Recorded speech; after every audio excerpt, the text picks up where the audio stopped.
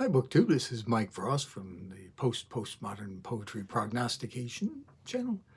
And I was reading this evening and I just saw Lukáš over at Totally Pretentious just posted a tag video called the Top 10 Nonfiction Book Tag, in which he didn't tag me, which I was a little disappointed in, but that's understandable since my channel, and I said when I started this channel that I would focus primarily on poetry. But I do read nonfiction. In fact, I've mentioned on this channel before that I always have 3 books going at the same time: a book of poetry, a book of fiction, and a book of nonfiction. Currently, just as an example, I just started today Silent Flowers, a new collection of Japanese haiku poetry, and I will finish it today. For fiction, I started Joe Nesbo's The Redbreast. It's a mystery. I purchased this over the weekend, anticipating that I would do it for March Mystery Madness, but then I took a peek and haven't been able to put it down since. So I guess I'll have to find more. I've got other books for March Mystery Madness, but I guess I'll have to find a replacement because I will finish that before that. And as nonfiction, I'm How a Poem Moves by Adam Soul, which I hope to do a review of probably soon because it's outstanding. Very much loving it. So I do read nonfiction on a regular basis, but one of the caveats to his tag was that we couldn't use poetry, which I don't consider nonfiction anyway. And I wanted to stay away from books about poetry, nonfiction books about poetry as well. So I won't be covering the many books about poetry that are nonfiction books about poetry in this tag, but I couldn't help. I'm going to sneak in at number 10, even though I could put it anywhere on this list. And I don't know if I could go from 10 to 1 on this list, although I do have a number 1. It's a definitive and definite number 1 on this. The rest of them probably I could have put in any order in his tag. But to keep away from all the nonfiction books I read about poetry, I'm just going to add in at number 10, Can Poetry Matter? A quintessential book. I think anybody that reads poetry needs to get Dana Goya's Can Poetry Matter? It's a group of essays on poetry, required reading for anybody that reads poetry, modern poetry. Dana Goya is one of my favorite poets, current poets, and this group of essays is required reading for anybody that loves poetry, contemporary poetry. So Dana Goya's Can Poetry Matter? A group of essays technically about poetry, but I'm going to try to stay away from it for this tag for Lukáš in his at his request. But so the rest of them, even though I could do a top 10 on nonfiction books about poetry, I'll stay away from that and go some of my other favorite nonfiction books. Nicholas Basbands goes, I've got 2 entries for him back to back. The Patience and Fortitude, which is a book about libraries, and it's a little bit about book collecting. So I'm going to put that at number 9, and A Gentle Madness, same author, Nicholas Basbands, about book collectors. This is primarily about book collectors and their gentle madness. And so this would be 7. This would be 9 and 8. But both of them outstanding books about book collectors and libraries. They're just a joy to read. Anybody that loves books as much as I do, these 2 books are just a joy to read. And I've read them several times and enjoy them every time. There's always something you're going to learn new in those 2 books about book collectors, and anybody that loves books will love those 2 books. Going down to, so that would be 7, but he could be anywhere on this list, is almost any book by Howard Zinn. The most famous book of his is People's History of the United States.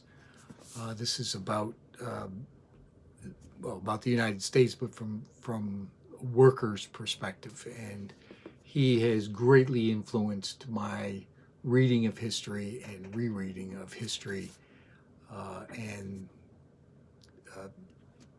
excellent stories. And he's any of his books could have made it on this list. I'm just going to go with this because it's his most famous book. So Howard Zinn, any of his works, that one would be my best recommendation if you're going to start with Howard Zinn. And then I recently talked about this book, but it was a great influence on me and my travels in Turkey, which I'm going to come back to in the next book here. But In Search of the Trojan War, this is a archaeological exploration book, and it was a companion of mine for several years in my travels in Turkey, and the history that is in modern Turkey. Modern Turkey covers a multitude of different cultures and empires that covered that area. And it covers the Greek and Roman, both the history of both of which fascinate me. I was raised with Greek myths and Greek stories, and this book got me in touch with the archaeological sites in modern-day Turkey that cover both the Greek and the Roman history. Fascinating reading. I could come with a lot of these types of books, but this one was one of my favorites, so I'll go with that. Then I was trying to think of, because I'm a Turkophile, I love Turkey, loved my travels in Turkey. I spent the better part of 10 years or more, actually, in Turkey. And I was looking for a book.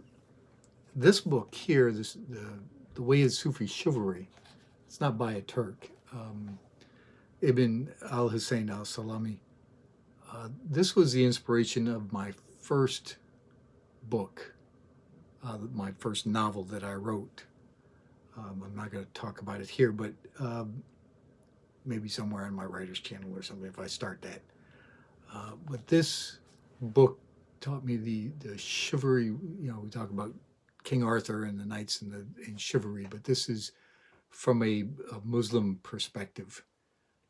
And this, coupled with the poetry of Jalaluddin Rumi, inspired my first book. That and my brother-in-law, Roland, who is a mechanic. So it's kind of a stretch, but he was the first person that I've ever met that found his bliss. He was a mechanic.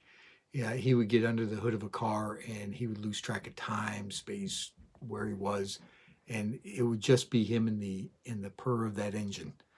That I when I was young and I knew him, I always wanted to find that for me. What would be my bliss? I'll come back to that term shortly. But he was the inspiration. Roland, my brother-in-law, was the inspiration behind the main character in my first book, the first novel I wrote. And it ended up being a Muslim book about Muslims because of this book. So it changed his character from an American mechanic to a Muslim warrior. So I thought that, coupled with this book, I'm going to put them in at the same time, Looking for Aslan. It was just one of the many books I read while I was in Turkey, traveling through Turkey. And this is a delightful travel tale, Looking for Aslan. Aslan is like saying Joe looking for Joe in America. It's a common name. But I chose this book because Aslan was the first sultan of the Ottoman Empire, what we call Ottoman in Turkish. That would be Osmanli, from Osman, the first sultan, who founded the Osman dynasty, which is called Osmanli in Turkish, but we call Ottoman because we have problems speaking foreign languages in America or West. I don't understand why, but Osman. So any of the travel logs that I did in Turkey would have come in at the next book.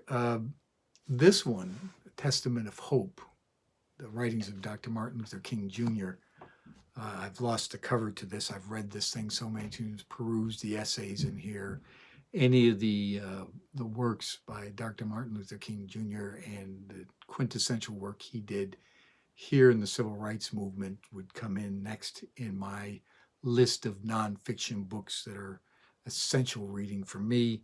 I've read this over and over again. Probably going to need a new copy soon because I'm wearing out the binder on that one. Also, I love travel writing. That's probably my favorite form of nonfiction. So I've read a million of these types. This one kind of stuck with me. I've read this one many times. The Serpent and the Rainbow. It's by a Harvard-trained ethnobotanist who went into Haiti to try to find out the origins of voodoo and zombies. And, you know, with all the zombie craze, I read books about zombies long before the zombie craze of World War Z and the rest. But this is a fascinating work where he went in there to try to find out the chemical composition and the plants used by voodoo practitioners that create zombies, if you will. So I can't do the spoiler alert without explaining it, but great work on it. It's from an ethnobotanist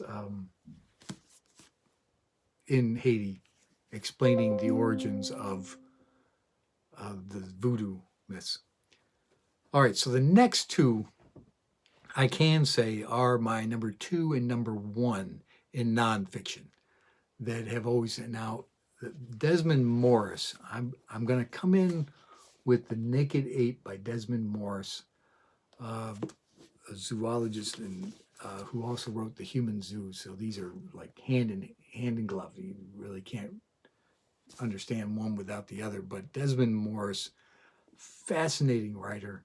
The Naked Ape would come in at number 2, although this is, I'm going to sneak this one in there so I can cheat.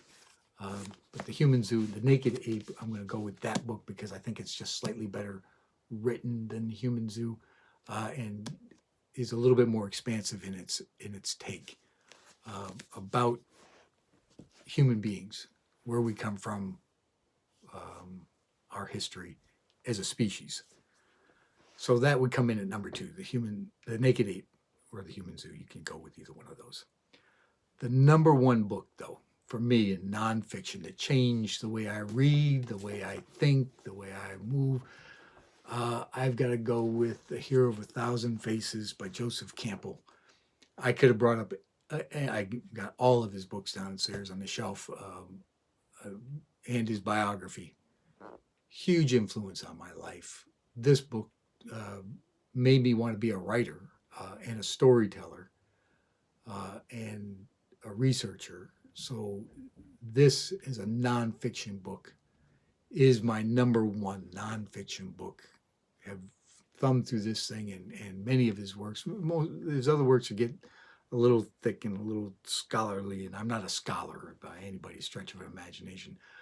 But this book really changed the way I think and the way I read, and made me want to be a writer and a storyteller. So this book is my number 1 nonfiction book.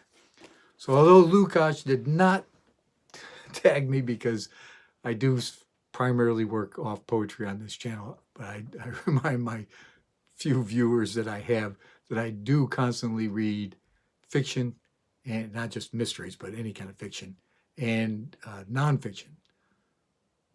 I just talk about poetry on this channel, except for the tags. I talk primarily about poetry, and I will continue to do so. But if you're ever interested in tagging me on nonfiction or fiction works, I read mystery. I love steampunk, and I read a lot of cyberpunk and other kinds, science fiction, fantasy. I do read them constantly. I just don't talk about them on my channel, except in tags. So if you ever think about tagging me for nonfiction or fiction, I'm always game for a tag. Thank you, BookTube. Thank you, Lukáš, for doing this tag. This is a fascinating tag, even though you didn't tag me. It's a fascinating tag, and I encourage anyone, whether you've been tagged or not. He tagged a bunch of people, so I'll just leave that tag alone. But if you're interested in this, please do this tag. I love these kinds of tags. Thank you, BookTube. Thank you, Lukáš. Totally pretentious. I'll link his original tag below. Thank you, and have a great day.